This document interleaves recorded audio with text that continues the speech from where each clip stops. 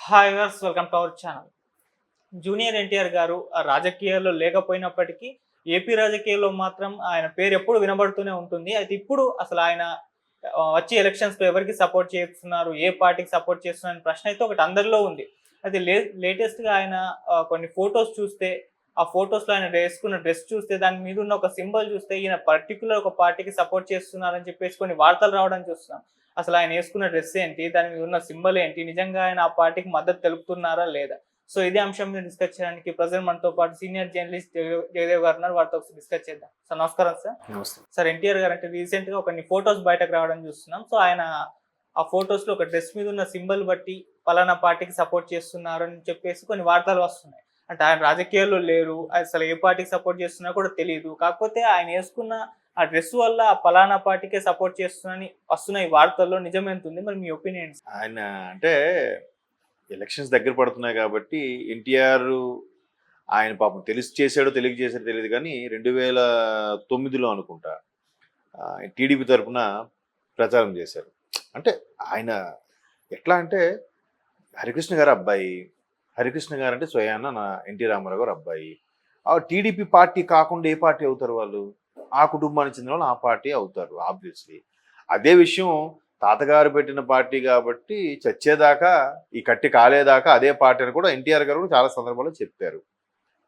But ఇప్పుడున్న నేపథ్యంలో సినిమాలు బిజీ వల్ల లేదంటే కాల్ షీట్లు బిజీయో షెడ్యూల్ బిజీ వల్ల ఆయన ఎక్కడే రెస్పాండ్ అవ్వట్లేదు. ఎవరేం మాట్లాడితే ఈ సోషల్ మీడియా వచ్చాక కూడా ఎట్లా తయారైందంటే అవునంటే ఒక బాధ, కాదు అంటే ఒక బాధ. ఇప్పుడు నిన్న చిన్న ఎగ్జాంపుల్ చెప్తాను. ఓల్డ్ సిటీలో మాధవి గారు బీజేపీ తరఫున కంటెస్టెంట్ చేశారు. ఆవిడ ఏం చేశారు, ముస్లిమ్స్ ఉన్న ఏరియాలో స్టార్ట్ చేశారు. స్టార్ట్ చేస్తే అదేంటి మేడం మీరు హిందువు కదా, ఫస్ట్ ముస్లిమ్స్ ఎందుకు స్టార్ట్ చేశారని అడిగాడు. ఇదేందయ్యా, ఒకవేళ నేను ముందు హిందువుని స్టార్ట్ చేస్తే ముందు హిందువుని స్టార్ట్ చేశారు కాబట్టి ముస్లిమ్స్ అంటే సెకండ్ ప్రియారిటీ కాబట్టి రెండోసారి ఇక్కడికి వచ్చారని అంటారు మీరే. అదే ఎక్కడికి వస్తే మీరు అక్కడికి వెళ్ళలేదని అంటున్నారు ఎలా? అంతే కదా.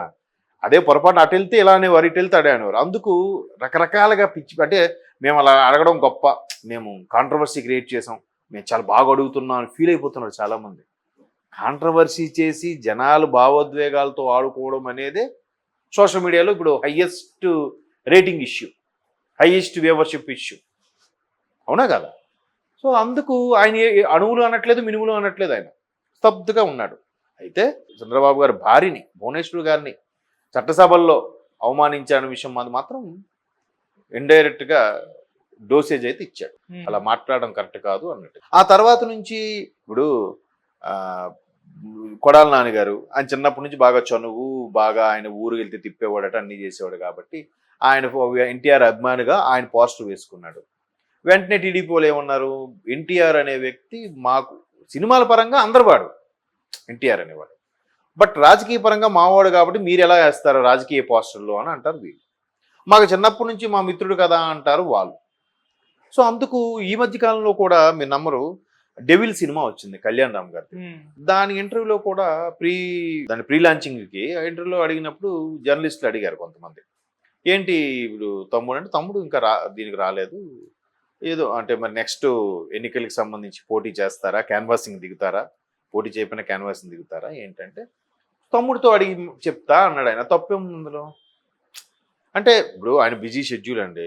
RRR తర్వాత చాలా దేవర 1 ఉంది, 2 ఉంది, తర్వాత హిందీ సినిమా ఏదో బాలీవుడ్ సినిమా ఒకటి చేస్తున్నారు, ఆ తర్వాత ప్రశాంత్ నీల్ సినిమా కూడా కమిట్ అయిపోయాడు. గ్యాప్ లేకుండా చేస్తున్న వల్ల ఇప్పుడు వెళ్తే ప్రొడ్యూసర్స్కి ఎంత లాస్? ఒక్కరోజు సినిమా ఆగితే ఎంత లాస్ ఉంటుందో తెలుసా అండి ప్రొడ్యూసర్కి? ఇందులో భారీ బడ్జెట్ పెద్ద సినిమాలు, వాళ్ళ రెమ్యునరేషన్స్, సెట్ కాస్ట్, బాయ్ కాస్ట్ అన్ని కింద పూచికపులతో సహా లెక్క కట్టి ఇబ్బంది అవుతుంది. అందుకు మేబీ వద్దని ఉండొచ్చు. దానికి వెంటనే ఇష్టం లేక రాలేదు అని చెప్పి డెవిల్ లాంటి సినిమాలు కూడా కొంతమంది సరిగ్గా ఆడనివ్వలే. డెవిల్ సినిమా చాలా బాగుంటుంది అంటే అట్లా అయిపోయింది. ఇప్పుడు ఉండొచ్చు కానీ ఇష్టం ఉండొచ్చు, పిచ్చి ఉండొచ్చు, దాని నెక్స్ట్ లెవెల్ పిచ్చ అక్కడికి వెళ్ళిపోతున్నారు, పిచ్చ లెవెల్కి వెళ్ళిపోతున్నారు. పిచ్చి కూడా పిచ్చ దానికి వెళ్ళిపోవడం వల్ల మరీ ఓన్ చేసేసుకొని అవును అందుకే రాలేదేమో అని ఏం కాదు కదా. ఆయన ఇంతకుముందే చెప్పాడు 2009లో తాతగారు లాగే కాకి బట్టలు వేసుకోవడం వరకు కూడా క్యాన్వాసింగ్ చేశాడు.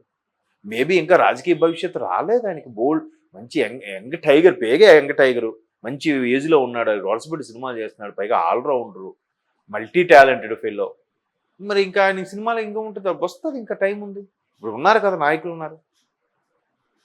మరి అలాంటప్పుడు అలా అలా ఆలోచించి చెప్పుండొచ్చు, దానికి వెంటనే ఇలా చేయడం.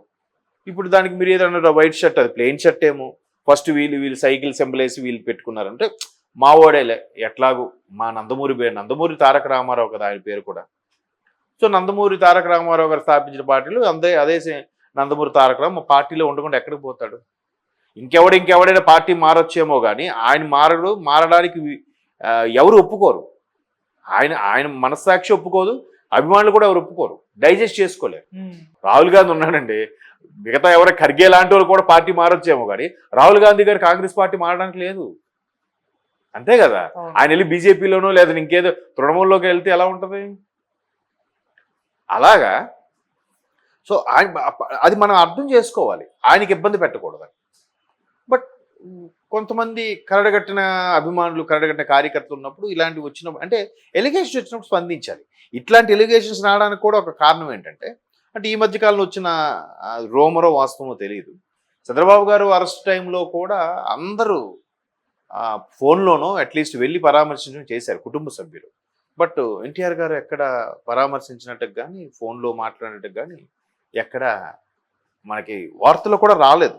మేబీ వచ్చినా హైడ్ చేశారు, లేదంటే ఎందుకులే మళ్ళీ ఇష్యూ చేయడం, దీని గురించి మళ్ళీ మాట్లాడుకుంటారని చెప్పి టీడీపీ శ్రేణులు ఎక్కడ చెప్పలేదేమో కానీ అదొక అభియోగం అయితే ఉంది ఆయన మీద.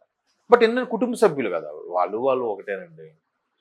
మరి బాలకృష్ణ గారిని కూడా చాలామంది అడిగారు, ఏంటి ఎన్టీఆర్ గారు ఎటువైపు చేస్తాడు, అది ఆయన్ని అడగాలి, నన్ను అడగడం కాదు. ఎవరు ఇండివిజువల్ లైఫ్లు వాళ్ళవి. ఒకప్పుడులాగా ఉమ్మడి కుటుంబాలు కలిసి ఉండేలాగా ఉంటే ఎక్కడున్నాయి ఇప్పుడు? ప్రతి ఒక్కరు స్ప్రెడ్ అయిపోయి ఉద్యోగరీత్యా, వృత్తిరీత్యా ఎక్కడికక్కడ స్ప్రెడ్ అయిపోవడం, ఎవరు ఇండివిజువల్ లైఫ్లు వాళ్ళు అయిపోయి, ఎవరి ఇష్టాలు వాళ్ళు, ఎవరికి బలవంతం చేయాలి. పైగా బలవంతం చేస్తూ వచ్చేవి రాజకీయాలు కాదు.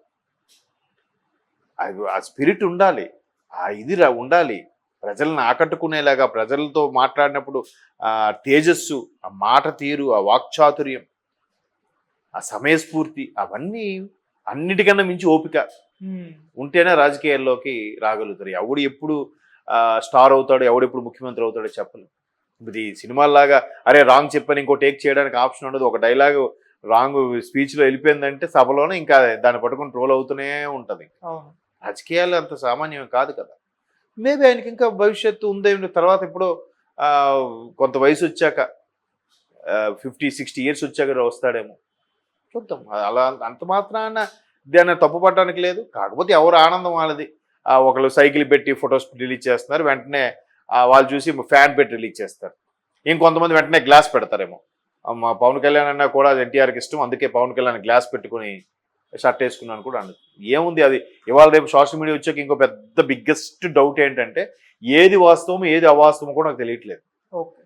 ఆ రిలీజ్ చేసే ఫోటోలు కూడా ఇది నిజమైన ఫోటోనా మార్ఫింగ్ చేశారా అనేది డౌట్. ఇప్పుడు మన రీసెంట్గా కూడా రష్మిక మందన్నకి ఒక అనీజీగా ఉన్న ఫోటోలు పెట్టి చూపించారుగా. ఆడు ఎక్కడ మొన్న దొరికాడు, ఎవడో గుంటూరు వాడంట, అక్కడెక్కడో చేస్తాం, మన తెలుగు వాడే, బట్ అక్కడ బీహార్లోనే ఎక్కడో ఉండి మార్ఫింగ్ చేశాడంట. అంటే ఎవరో ఒక ఇంగ్లీషు అమ్మాయి తాలూకు ఫేస్కి రష్మిక మందన ఫేస్ పెట్టి ఆవిడని అసభ్యంగా నెట్లో ట్రోల్ చేశాడు. అది అందుకే ఏది వాస్తవం అవాస్తవం తెలియదు. కాబట్టి ఇది కూడా ఆయన నిజంగా సైకిల్ పెట్టుకుని షర్ట్తో వచ్చాడా, లేదా ఫ్యాన్ పెట్టుకుని షర్ట్తో వచ్చాడా, ప్లెయిన్ షర్ట్తో వచ్చాడా అనేది ఆయన చెప్పడు. ఆయన చెప్తే మళ్ళీ అదొక ఇష్యూ.